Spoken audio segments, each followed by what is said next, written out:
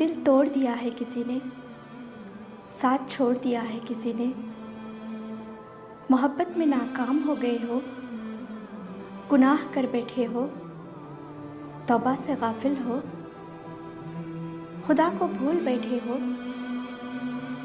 تو کیا ہوا؟ اب تو یاد آ گیا نا کہ وہ ہے، اب تو اس کی مصلحتیں سمجھ آ گئی نا، اب تو اپنے گناہوں پہ شرمسار ہونا۔ یہی تو اس کی محبت ہے، یہی تو اس کا کرم ہے۔ جب اللہ کسی کو اپنی طرف لانا چاہتا ہے نا تو پھر کسی کے ہاتھوں ضرور توڑتا ہے، تاکہ اسے احساس ہو جائے کہ اللہ کی محبت کے علاوہ سب محبتیں فنا ہیں۔ پھر اسے اس کے عیبوں سے روشناس کرواتا ہے، اور توبہ کی توفیق تو تب تک نہیں ملتی جب تک اللہ نے معاف نہ کرنا ہو، صدیوں کے بعد ہو یا لمحوں کے بعد۔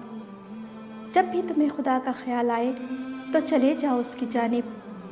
کچھ کہنا نہیں آتا تو صرف ہاتھ اٹھا لینا، آنسو بہا لینا۔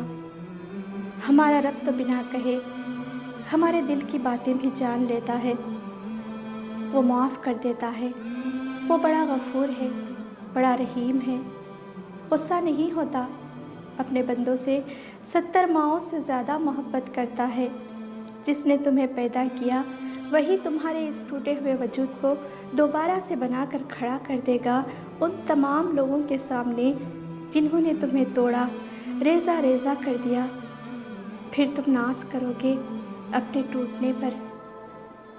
یہ بات یاد رکھنا کہ اللہ کا کوئی بھی کام بے مقصد نہیں ہوتا، اور کوئی کام ایسا مت کرنا جو تمہیں دنیا اور آخرت میں رسوا کر دے۔ زندگی بہت خوبصورت ہے جب دل اللہ کی محبت سے لبریز ہو۔ اللہ پاک ہر لڑکی کو عزت اور محبت دینے والا نیک ہم سفر دینا، آمین کہہ دینا سب۔